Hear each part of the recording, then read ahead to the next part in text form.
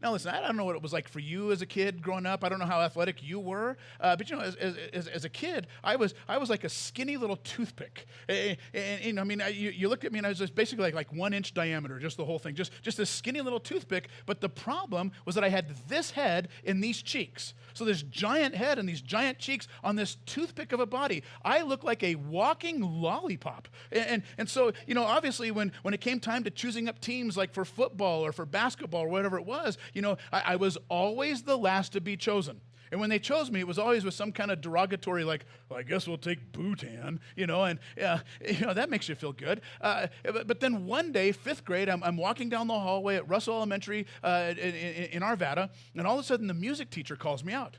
He spots me, and he says, "Hey, have you ever thought about playing trombone?"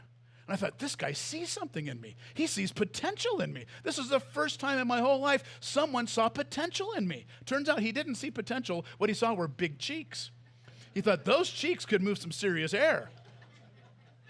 So he sends me home with a trombone and a music book, and he says, start practicing. No, listen, the problem is I had never had a music lesson in my whole life. But all these other kids, that's all they've been doing their whole lives. They've been in music classes. And so I was like way behind.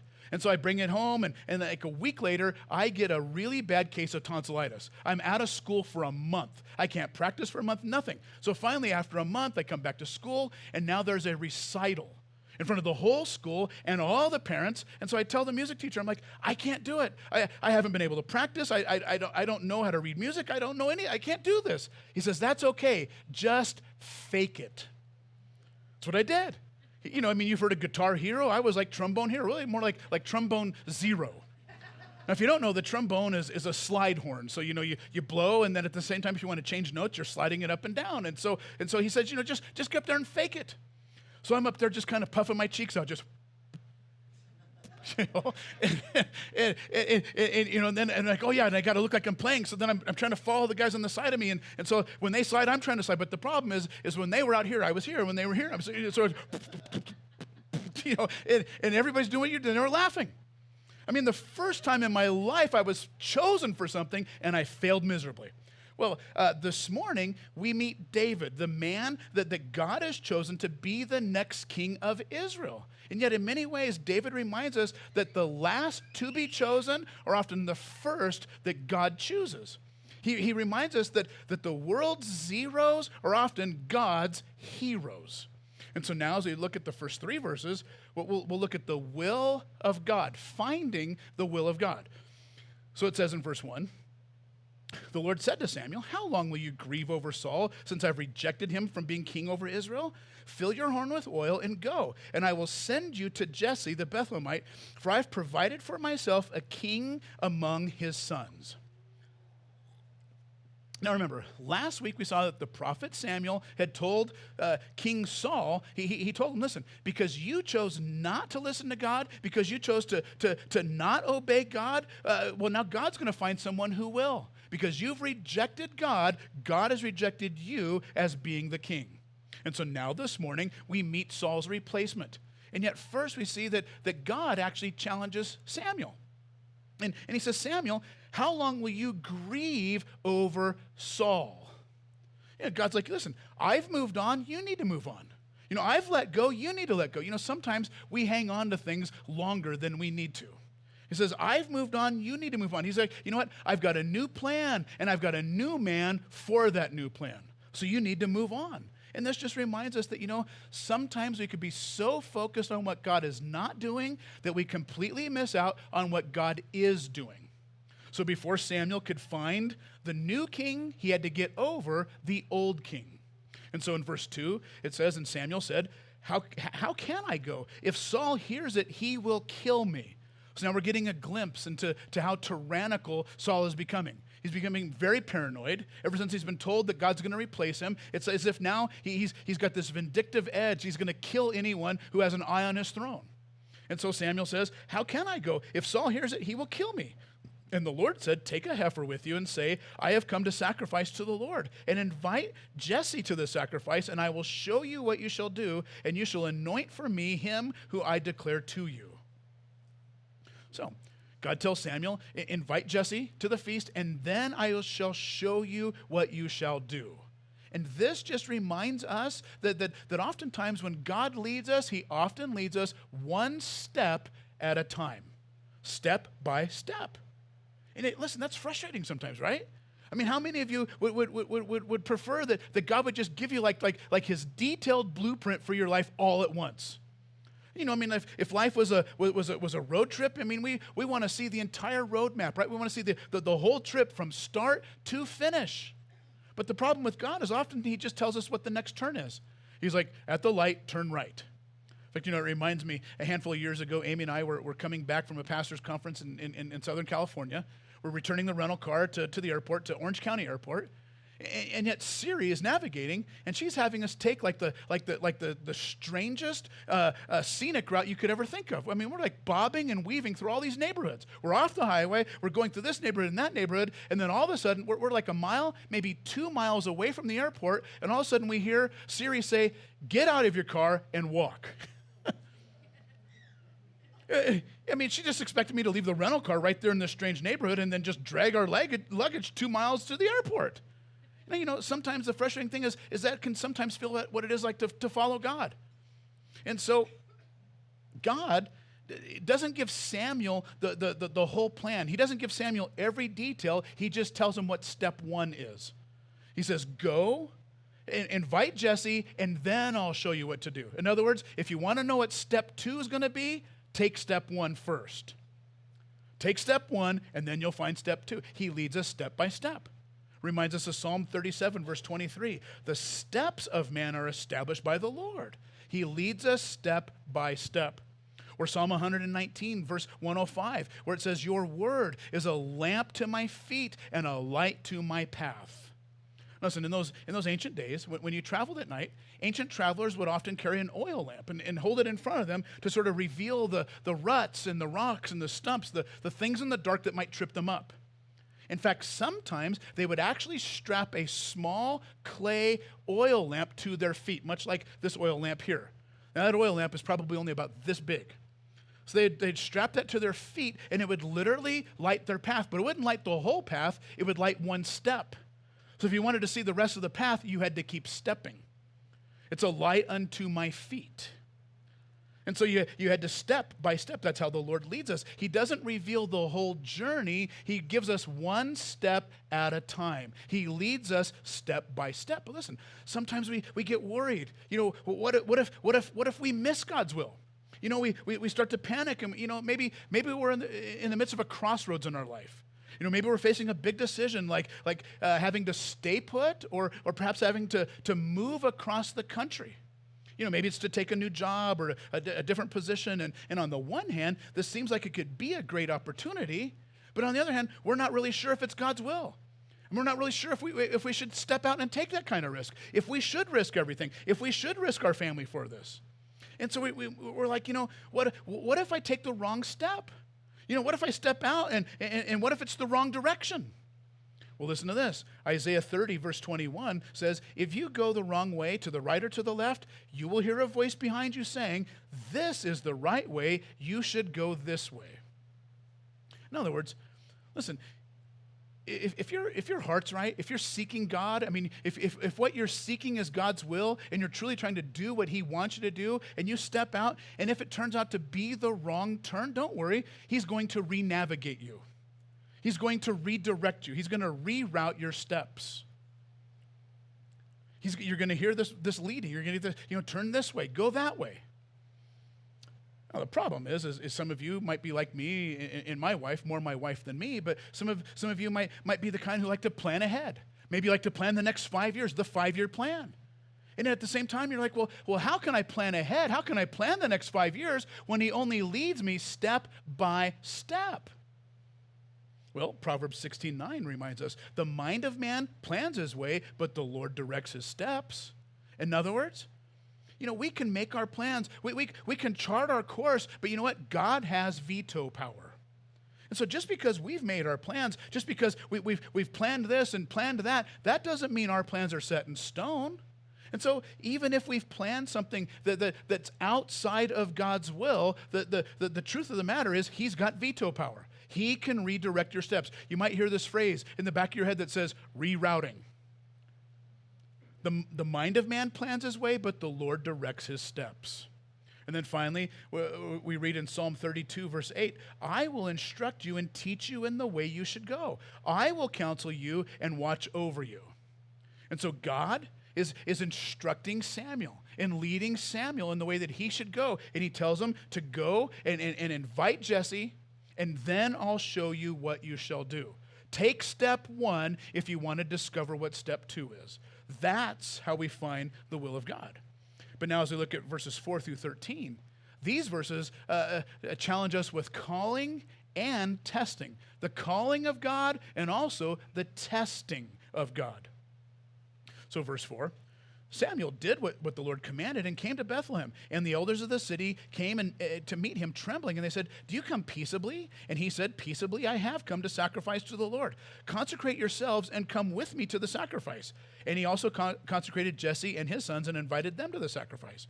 And when they came, he looked at Eliab, and he thought, surely the Lord's anointed is before him. But the Lord said to Samuel, do not look on his appearance or at the height of his stature, because I have rejected him. For the Lord sees not as man sees. Man looks on the outward appearance, but the Lord looks on the heart. Now, remember, keep in mind, back in chapter 9 and chapter 10, when Saul first became the king of Israel, we saw that really he was the people's choice, right? In fact, if anything, he was kind of voted People Magazine's sexiest man in Israel. Remember, in chapter 9, verse 2, it says, speaking of Saul, it says, there was not a man among the people of Israel more handsome than he. From his shoulders upward, he was taller than any of the people. And so now, all these years later, Samuel he comes to Jesse's house, and he sees Jesse's oldest son, his firstborn son, Eliab. And Eliab, just like Saul, is tall, dark, and handsome, probably ripped, probably jacked, probably spent a little time in the gym. And he looks at him, and he's thinking, you know what? This guy's perfect. He's the perfect replacement for Saul. But here's the problem. The problem was that God wasn't looking for Saul's replacement. God wasn't looking for someone in Saul's likeness. God was looking for a man after his own heart. A man after his own heart. But you see, this just reminds us that oftentimes when we choose someone to follow, when we choose a leader, we often choose celebrity over integrity. We choose appearance over heart. But God says that he doesn't see as man sees, for man looks at the outward appearance, but the Lord looks at the heart. And so in verse 8, then Jesse called Abinadab and made him pass before Samuel. And he said, neither has the Lord chosen this one. And then Jesse made Shammah pass by, and he said, neither has the Lord chosen this one. And Jesse made 7 of his sons pass before Samuel. And Samuel said to Jesse, the Lord has not chosen these. Then Samuel said to Jesse, are all your sons here? And he said, well, there remains yet the youngest, but behold, he's keeping the sheep.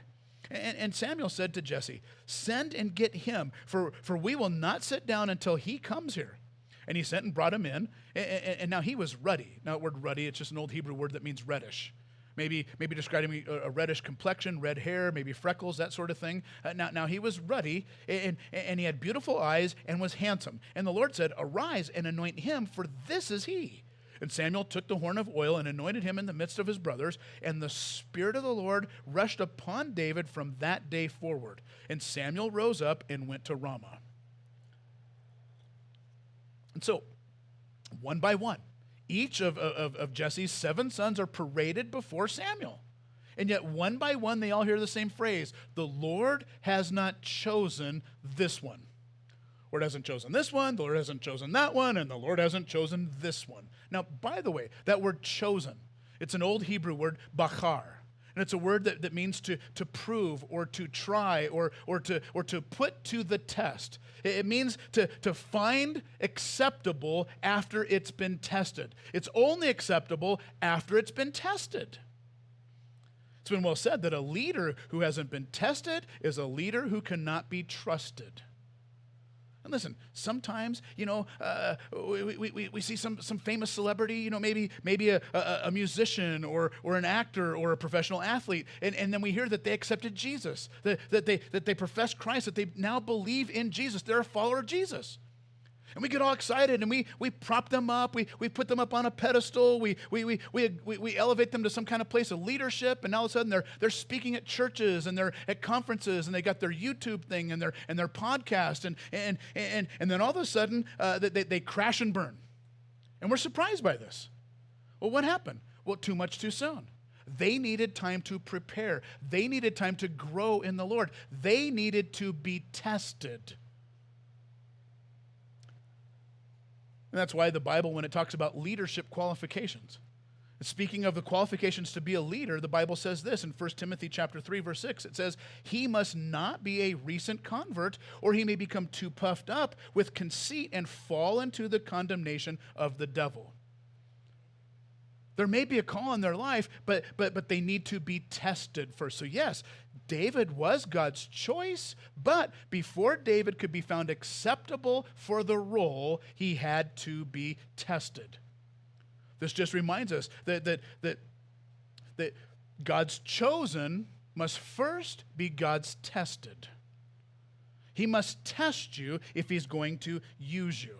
Now, later on in chapter 17, verse 33, we're told that David, at this time in his life, when he was anointed, when he was chosen to be the king, at this time in his life, we're told that in chapter 17, verse 33, that he was a youth. That word youth, it's the Hebrew na'ar. Now, among many ways, it can be translated teenager or even pre-teen. And so because of this, many scholars believe that David was somewhere between the ages of 12 to maybe 16 years old. Now, keep that in mind when you read next week's chapter. Somewhere between 12 to 16 years old.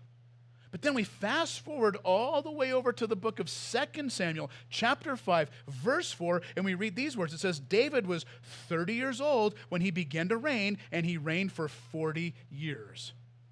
So let's put this all together.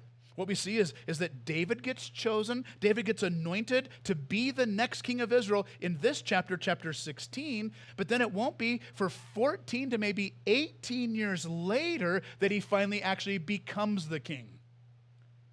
It took like half a decade to maybe 2 decades for this to finally happen. And we think, well, what took so long? I mean, why did it take 14 to maybe 18 years? Why did it take so long? Answer?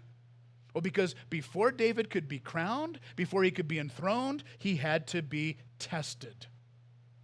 He had to be ready. He wasn't ready to be the next king of Israel. Do you know any 12 to 16-year-olds that are ready to be like the next king of anything? And so he had to be tested. But now as we pick it up in verses 14 through 16, we see that Saul failed the test. David has to be tested, but we see that Saul failed the test. Verse 14, now the Spirit of the Lord departed from Saul, and a harmful spirit from the Lord tormented him. One of the most misunderstood Bible verses of all time. This verse is not saying that God did this to him. Rather, it's implying that God allowed it to happen. That because God's Spirit was removed from him, now there's no more protection. Because God's Spirit's removed from him, now he's open, he's vulnerable to any other attack. And so God allowed it to happen. And we see that God allowed it for a purpose. Why? Because of this happening, this opens the door for David to come in, as we'll see in a moment. But God allowed it. And so now the Spirit of the Lord departed from Saul, and a harmful spirit from the Lord tormented him. And Saul's servant said to him, behold, now a harmful spirit from God is tormenting you. Let our Lord now command your servants who are before you to seek out a man who is skillful in playing the lyre. And when the harmful spirit comes upon you, the harmful spirit from God comes upon you, he will play it, and you will be well. Now, the word lyre there, some translations will use the word harp. I think that's a really bad translation because the ancient descriptions of what a lyre looked like, it has nothing to do with like a harp.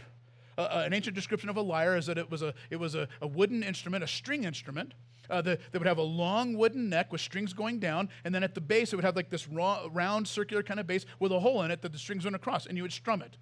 We might call that a guitar. And so the picture is that Saul has lost his mind. He's completely mad, and the only thing that can calm him down, the only thing that kind of helped restore him to his right mind was to be soothed with music. So they're starting to look for a musician in all this. But what I don't want you to miss, I don't want you to miss this deliberate contrast between verse 13 and verse 14. Notice the end of verse 13, it says, and the Spirit of the Lord rushed upon David from that day forward. And then immediately the very next verse, verse 14 says, now the Spirit of the Lord departed from Saul. There is a very deliberate contrast between David and Saul. One had the Spirit, the other did not have the Spirit. That's interesting. You may remember when Saul was first anointed as the king of Israel, we read in 1 Samuel chapter 10, verse 10, it says, the Spirit of God rushed upon him.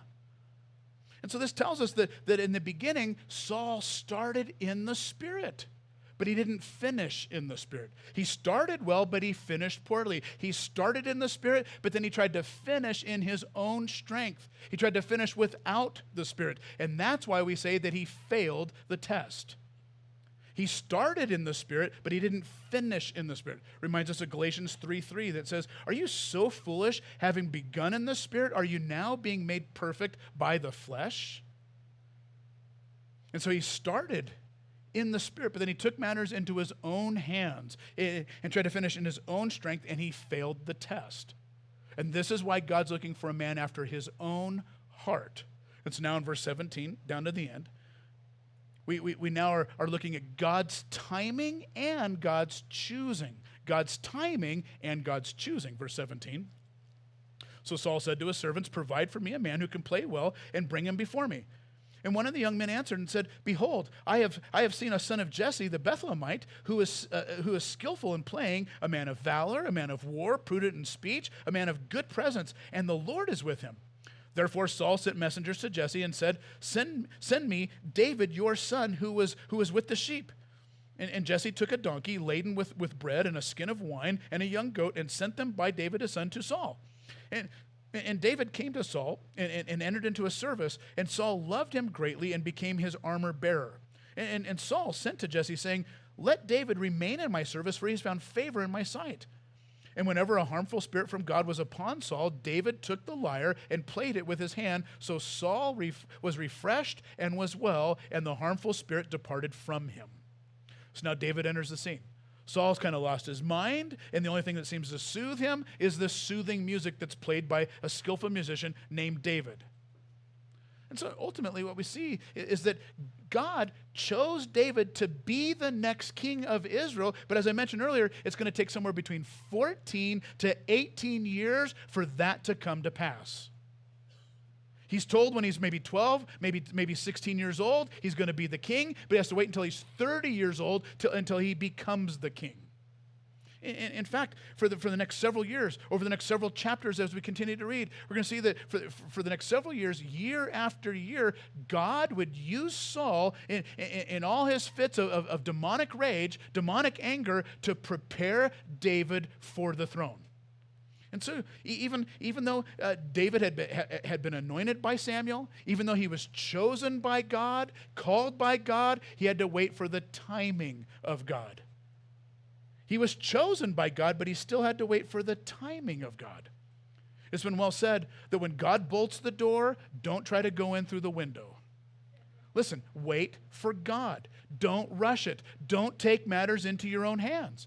And remember this, the will of God will never lead you where the grace of God cannot keep you. And so as David's being hunted relentlessly by Saul year after year after year, it was God's grace that kept David. And I'm here to tell you, God's grace will keep you. But the biggest mistake we often make when it comes to God's will is oftentimes we get so excited about the will of God that we end up running ahead of God. We want God's will, but we want it now. We want God's will, but we don't want God's timing.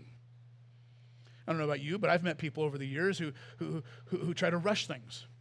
You know, maybe it's somebody who's rushing a business decision or making a decision about a career, or maybe it's somebody who feels like they're supposed to be married and they want to be married, but they don't want to wait. And so they rush ahead. Reminds me of Ruth Graham, the wife of the late Billy Graham. When Ruth said, if God would have answered all my prayers immediately, I would have been married to the wrong man many, many, many times over. And so yes, David was chosen by God, but we can't forget that Hebrew word chosen can also be translated tested. God's chosen are also God's tested. And so he was chosen, but he wasn't ready. And over the next 14 to 18 years, it was the running from Saul that would make him ready for the throne that God had prepared for him. But he had to be tested. He had to be ready. And listen, throughout the scriptures, we've seen the same pattern over and over again. When God calls someone, when God raises someone up, first he tests them. First he prepares them. For example, we see this with the Apostle Paul. Remember, we find out in the book of Acts, Acts chapter 9, that's when Paul gets saved. That's when Paul becomes a follower of Jesus. And then Jesus reveals to a guy named Ananias what the call on Paul's life is. It says in Acts chapter 9, verse 15, it says, "But the Lord said to him, 'Go, for he is a chosen vessel of mine to bear my name before Gentiles, kings, and the children of Israel.'"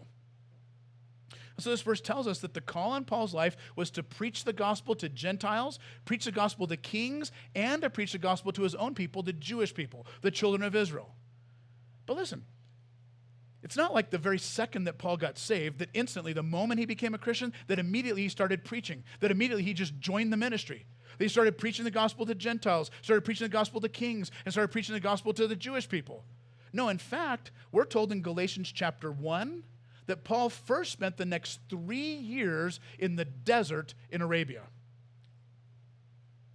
And so he didn't go into the ministry right away. He got saved, and then he spent the next 3 years in the desert in Arabia. Because you see, God was going to use Paul in a powerful way. But the truth is that Paul wasn't ready.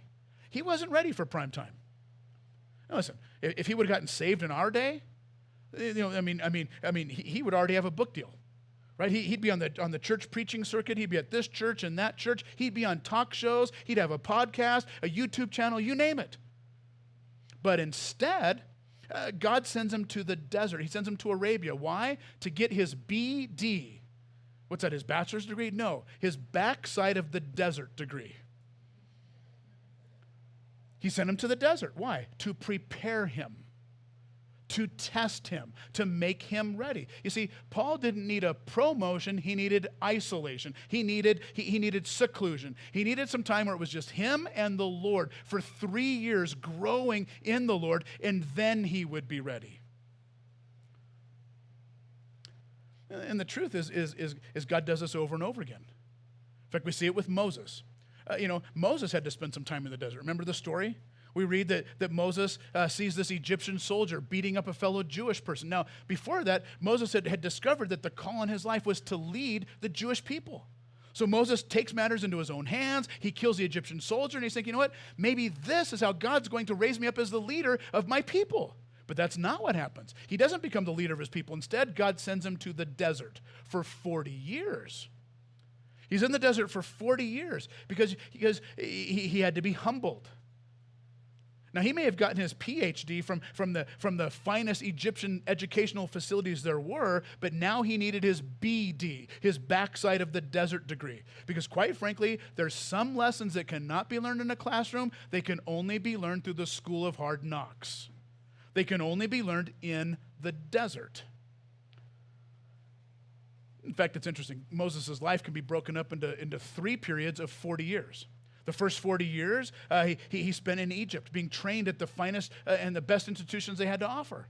His second 40 years, he spent in the desert, being broken and humbled and learning to depend on God. And then his last 40 years, he spent finally leading the people of Israel. Dwight Moody put it this way. He said, Moses spent his first 40 years thinking he was a somebody. He spent his second 40 years learning that he was a nobody. And then he spent his last 40 years learning how a nobody with God can become a somebody. The same way. Maybe you're wondering, what's taking so long? I mean, when am I going to see God's plan happen? When's it going to happen? What's taking so long? Well, it might be that you're in the desert. It might be that you're getting prepared. You're getting tested. It might be that you're in a time in your life where you need to get your BD, your backside of the desert degree, because he's testing you. He's preparing you, because God's chosen have to also be God's tested. Listen, I know it's frustrating. I know it can be frustrating to wait for God's timing. To just wait for it. It can be so tempting to just try to rush ahead and take matters in our own hands and try to make it happen. This is why we must always remember that Ecclesiastes 3:11 says, He has made everything beautiful in its time. His timing is beautiful. And so in this passage this morning, we see that God's choice for the next king was, quite frankly, the last person that anyone would have chosen. In fact, his own father wouldn't even have chosen him. In fact, Jesse, his own father, kind of forgot about him. He's like, oh yeah, I do have an eighth son. He's out there with the sheep. You have to understand, in that culture, the emphasis was always placed on the firstborn, the oldest. I mean, the firstborn would not only inherit the name, but they would inherit the family business and the legacy and the whole thing. The emphasis was always on the firstborn, not the youngest, not the lastborn. In fact, the lastborn, the youngest, was always the least significant. And as a result, they were given the last place at the table, given the worst jobs. I mean, and they were given the least amount of affection, especially by the father. In that culture, the firstborn would get the affection of his father, and the lastborn got the affection of his mother. You'd be the mama's boy. Now, it's with that in mind that child and family psychologist Kevin Leman, in his book titled The Birth Order Book, kind of has this imaginary paraphrase, a conversation between Samuel and Jesse. And so Samuel's like, well, is that it? I mean, do you have any other sons? I mean, is that all your sons? And then Kevin Leman, in his paraphrase, he says that Jesse answers and says, no, there's one more. He's the youngest, the mother's darling. We don't have much use for him here, either here in the city or on the farm, so we've given him the task of looking after our small flock of sheep. Now, if none of my other sons is acceptable, Samuel, I doubt you'll find him suitable. He's like, you know what? If we don't want him, why would you want him? Well, yet it turns out that he who was the most unlikely to ever be chosen was the very one that God had chosen. Why? Because as reminded in 2 Corinthians 12:9, it says, God says, my power shows up best in weak people. And so God was looking for a man after his heart, and when he looked at David's heart, he liked what he saw. We're reminded in 1 Corinthians 1:27, it says, for God has chosen the foolish things of the world to put to shame that which is wise. He's chosen the weak things of the world to put to shame the things which are mighty.